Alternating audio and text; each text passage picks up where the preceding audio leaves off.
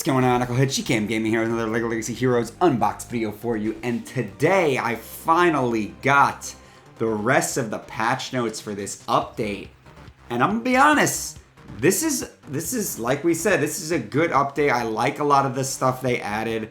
They're finally like not new character. Well, obviously there's gonna be new characters available. We know about the 2 new space characters, but previously hard to farm characters are becoming a little easier to farm, and I think that they're moving newer characters are going to go to those hard to farm characters. We're actually going to start to see some characters become way more available in this update. So let's just get into it and talk about the content changes right now. So we love a good challenge, and we bet you do too. So the max level is increased to level 70. And the energy cap is now 160, which is weird because with the glitch, I'm pretty sure it's 168. So that's kind of, okay, whatever. I think we're actually going to lose our energy cap, but I could be wrong. We also made a decision that energy and Mashup energy refills will cost 50 gems for the first 3 refills instead of 2. So I like that. So Mashup and energy refills, 50 gems for the first 3 refills. If you're somebody who's, honestly, I always recommend for newer players to do the 250 refills. So I would probably just do the 350 refills a day because you pretty much do get those gems back relatively easily. And Mashup energy refill is increased from 100 to 120. So when you do refresh your Mashup energy for 50 gems, you're getting 120 Mashup energy. I wish they would have done that for energy, but whatever. Mashup is the best place to farm characters anyway, because it's all relatively cheaper nodes. You can get tiles. And can't forget the cost of event nodes refresh. It was also decreased. It doesn't say what it was decreased to, but maybe it was decreased like 25 or for hard nodes. I think it already is 25. Whatever. They decreased the refresh of event nodes. So that's pretty cool too. So they're making the economy a little bit better, a little more player friendly. And we know that there's a new Monolith Waste campaign chapter that's going to be added to the game. And it's bursting with valuable resources and heroes that were not so easy to obtain before. So first off, the fact is we're getting 8 new nodes, right, for the Monolith Waste chapter. And hopefully these are relatively challenging, fun, interesting nodes. I don't have any of the information on the nodes. I'm definitely going to do a guide running through the new Monolith Waste chapter. If there's a particularly hard node, I'll probably do a guide for that, as we've done in the past. But it's cool. 8 new nodes. It's nice, and it's something that you don't have like a limited amount of time to do. It's a new campaign chapter, which I really, really am very happy about. This is what the game needs, because when you're on the come up and you haven't completed the campaign yet, it's actually kind of fun to kind of work towards those challenging nodes and try to get them done. Now, again, this is something I'll probably end up just tearing through in one playthrough. But you know what? It's something for me to do, something for me to make content on. I'm happy about it. And let's take a look of the heroes list in the Monolith Waste campaign. So Kai is getting his own Monolith Waste node. So that means Black Ninja. I'm finally going to get that one last Kai tile that I need to level him up to 7 stars. Spooky Girl is getting a Monolith Waste node, which super nice. I'm actually on 6-star Spooky Girl now. So now I'll be able to finally finish her off. Didn't really want to use my guild currency on her anymore. Argenta getting another node. So again, Argenta, great early game character. Kind of like weird to put her here this late in the Monolith Waste, because I feel like you get her at 3 stars. She's not an easy farm. You know, she's not a hard farm. She does take a little bit of time to get up there. She's not as quick as like Cook Bart, but still, I'm glad to have her on there. Princess Storm, I love this. Princess Storm is such an underrated character, but she's really hard to farm because she's only in the guild shop, similar to Spooky Girl. So really nice that Spooky Girl and Princess Storm are getting their own nodes. Another ability elixir 3. Honestly, I wish this was a set tool 3. That would have made me way happier than an ability elixir 3, because tier 3 set tools are still kind of hard to come by. Especially if you're like me and you've given up on playing Brickspedition. Clockwork Robot, I like that. Clockwork getting his own node. Lloyd getting his own node. So Lloyd is no longer the arena chase figure like he used to be back in the day. He now has his own node, so you can get him in the arena shop. You could speed up your farm of Lloyd a little bit with 5.7 of the Monolith Waste. And Lego House. So that's another thing that was Guild Shop exclusive. So they moved a lot of those shop exclusive figures or only hard node figures like Kai and Argenta into the Monolith Waste. And they put Clockwork in here too. So that's pretty cool. Challenge improvements. The complexity of challenge nodes has been improved. And now they are evenly balanced between each other. And we decreased their difficulty. So they made the challenge nodes a little bit less difficult. I already finished them all, so, you know, whatever. It's no big deal. For those who love a good rewarding struggle with nodes, fear not and expect them in the near future. Ooh, so people who want the super hard nodes, don't worry. There's going to be new challenge nodes in the future. Not in this update, but they are confirming, hey, we're going to be working on it. They also boosted the coins and experience scrolls in challenge. So I think that makes sense. Hopefully they at least doubled it because the coin was super low. And so were the scrolls, honestly. And to keep the spirits up, Peg Leg's Treasure and Book Learning events got a small reward boost as well. I like that they gave them a reward boost. I don't like that it was a small reward boost. We're going to talk about double looting the fix, but basically they made it so you could you're only getting 3 loots instead of 6 for these challenges, which is not these daily events. So it's like you're kind of only getting half the gold. So you're going to get a little bit more because it just says a small reward boost. So we'll see what exactly the boost to Peg Leg's Treasure is. New heroes added to premium bags, and this is big news. Scarlet, Clockwork, Yorick, Castaway. Okay, we expected them to be added to premium bags. But now, Willa, Jens, Corncob, and Super Wrestler, I was not expecting them to be added to premium bags. So, spoiler before I move on, nothing was added to the Master Shop.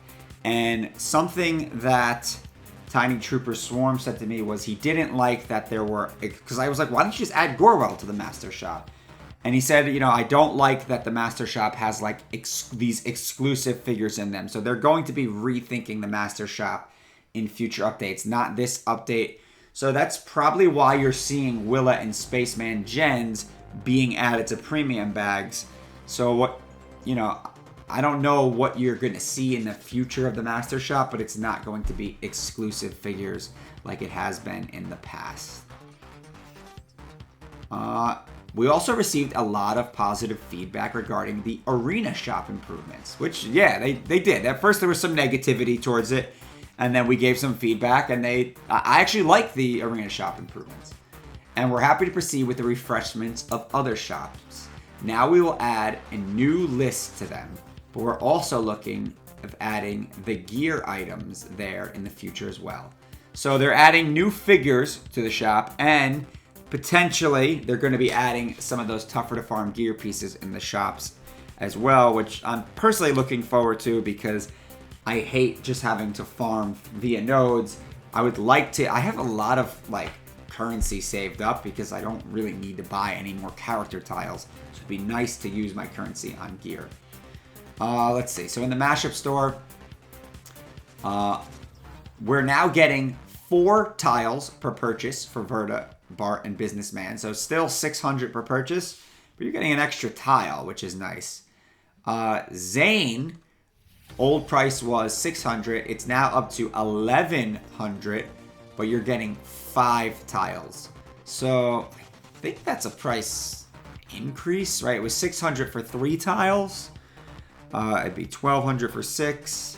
So yeah, it's a slight price increase, but you're getting 5 tiles with them.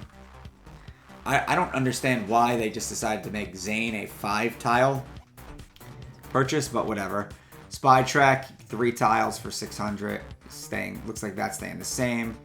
Guarded In is now added to the Mashup store for 600 for 3 tiles. Why is it saying new price? I thought it was already that. Argenta, 1100 for 5 tiles. So like we said, Argenta is going to be a much quicker farm. Pirate, she's great for pirates, great for an early game team, great for getting you that Peg Legs Gold and Master Wu. So they are making Argenta a lot more available, which I do love.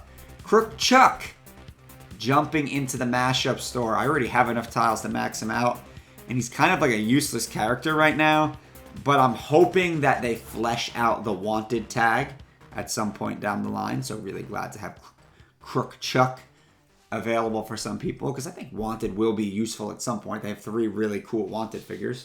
Hot Dog Man getting a 600 4 tile. Spaceman Reed in the Mashup store. And Chef. I think Chef's going to be the big chase for a lot of people in the Mashup store, because he's probably the hardest to farm out of the rest of these, although he does have a Monolith node, so I don't know. Probably not. But he's probably the best figure. Either Chef or Bart. It depends on if you're an early game player or not. But really cool to see those guys all getting in the Mashup shop. Kind of stinks for me because there's still nothing I need to spend gold on in the Mashup shop or currency. So I'll just keep saving.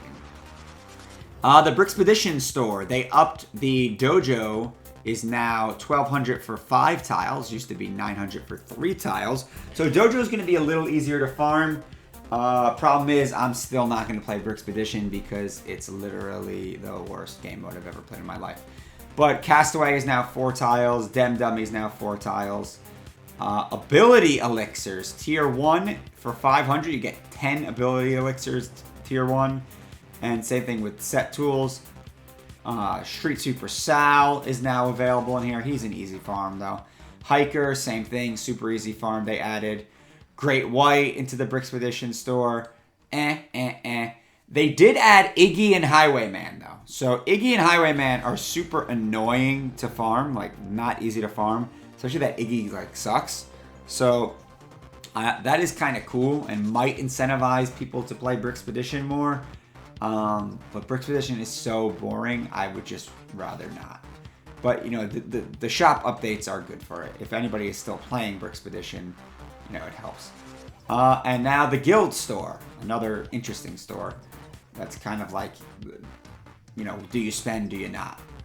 Lego House went from 900 to 1200, but instead of 3 tiles, you're getting 5.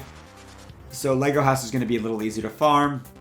There's also that Lego House node in the Monolith Waste, which is really cool. Spooky Girl got a little bit cheaper. Kelvin, Clay, Princess Storm Zombie, you now get an extra tile for that 600.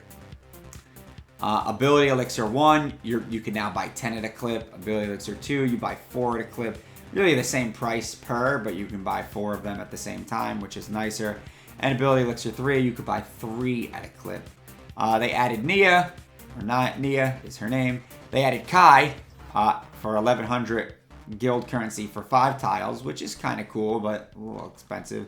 Again, he's got his own node, so he's a really strong character that, I don't know, I feel like because he's so strong, but he's so squishy, he just gets really he's easy to target and kill really quickly in a Ninjago team. I always say, see a Kai, kill a Kai. Darwin, I actually kind of like that they added Darwin because he's like a real slept-on pirate who was kind of annoying to farm because he was only really available in those hard nodes, and that's like, why are you going to waste your hard node energy on Darwin? But he is really good with a pirate team, especially if you're going completely free to play. And something I'm excited about for this shop is the man, Yuppie. Yuppie is a character that I have not maxed out yet, and he's really difficult to farm in the campaign. So I do have a lot of guild currency saved up, which I'm going to be using to max out my Yuppie. 1100 currency for 5 tiles. That is nice to be buying them at a clip. And the general store. So I guess this is the gem prices. Rita, Clockwork, Corncob, Scarlet, and Castaway are now available for 3 tiles for 150 gems. maybe with Rita, it might be worth it. Or Corn Cob, if you're really like close with either of them, or you want to just get them started up a little bit. I don't know. I never like to spend gems on tiles. Although with someone like Rita, where you'd be spending it on refreshes, I don't know. I'd have to run some counts. I wouldn't buy any of these things, but it does make Rita a little more accessible and farmable. So if you really want to just use your gems to, you know, if you really want Rita, because she's actually like a sick, nasty character, you could use your gems and, you know, farm a little bit of Rita every day. I got no issue with that. And next we have the balance and quality of life improvements. The first thing we promised a while ago was minimizing the basic dodge chance. And the time has come. Finally, maybe Fancy Matt might come back into the game. I don't think my boy's coming back, but you know, whatever. They finally are nerfing dodge. From now on, most of the characters will have a 30 accuracy and a 30 dodge. Some of the heroes will get 35 at most. This is our first step to a greater and good rebalance of all characters. So I guess maybe they're making it so that it's a lot less likely that people are dodging so much. And there are still going to be some characters that have a little bit of a higher dodge chance, like Garmadon, Wu, Gorwell, Kai, Aurora, Yuppie, Highwayman, Chikatsukai, Iggy, Primo, Ghost, Slimer, Nonsuch, and Gens. Which most of them make sense because they're like, you know, ninjas or fast aliens or something where they might be a little more dodgy. I don't mind like certain characters, like this is built into their kit, like their stats, that they are going to be a little dodgier, and that's kind of their thing. To complete the daily arena quest task, you now need to fight only one arena battle. Most people probably won't care about this, but this makes it a lot easier for me to just do my dailies in one clip. Because it's like, I log on, I do my dailies, I do an arena battle, and it's like, I gotta wait and go back on and do another arena battle later. You know, you might only get 5-10 minutes a day to go on and quickly do your dailies in these games, right? Especially a game like this where there's not necessarily daily gameplay content, right? So just taking that 5 minutes to go on, 10 minutes to go on and do your dailies, it's a lot easier if I don't have to, you know, do 2 arena battles where there's a stupid timer. The equipped and gear button was added, and it will provide exactly what it says. It equips all gear and gears up the character with a single tap. How cool is that? Very cool. It's a quality of life thing we've been asking for a while, and they finally put it into the game, so I'm excited about that. A long tap on a hero or set in the pre-battle menu will lead to their details, and we believe it will help those of you who forgot to level up gear on their character before a challenging fight. Oh, so I can just so if I'm in arena, I'm about to do a fight, or I'm in campaign, I'll just long tap my Chicken Suit guy and I'll go and I'll gear him up because I forgot to do it. It's not a game changing, but it's a quality of life improvement. So I do like these changes. Bug fixes. We caught and fixed quite a bunch of pesky bugs in the update, and here they are in all their pesky glory and defeat. Double loot issue is quote-unquote resolved. And this update, everyone will get a 24-hour timer after the events start at 3 p.m. Greater Mountain Time. And their event nodes will be refreshed around 3 p.m. Greater Mountain Time on the next day.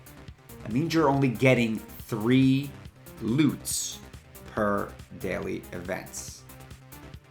Right? Honestly, per daily event.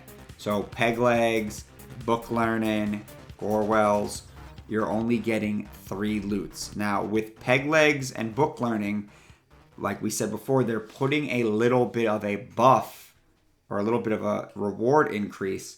But, I mean, make no mistake about it. We're losing resources. This is going to slow our game down considerably, especially for newer players, which, I mean, there's no secret that is what the devs want to do because they're a smaller team and they're not going to be able to roll out content like some other games, so they want to slow players down. I don't know how I feel about this.